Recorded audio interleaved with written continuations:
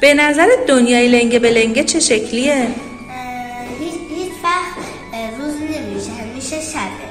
نهاش از دودکشش گوشت میاد بیرون، گوشت قلقلی. مثلا یه میوه باشه که انار باشه، پوستش هندونه باشه، توشم پرتقال. شبا ستاره ها روی زمینن، گلا توی آسمونه. مثلا یه طرف کره زمین خب آتیش بود، خب یه طرفش هم آب بود.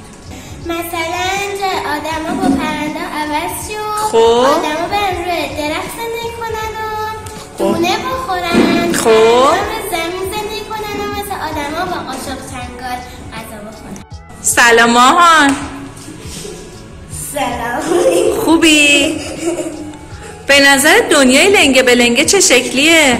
مثلا گاوا برن هوا، خب ماشینا برن هواپیماها بیان پایین. خب هواپیما رو زمین حرکت کنن، گاوا و ماشینا برن تو آسمون پرواز کنن. دیگه کوسه هم برن بالا. کوسه هم برن تو آسمون. خیلی جالب میشه.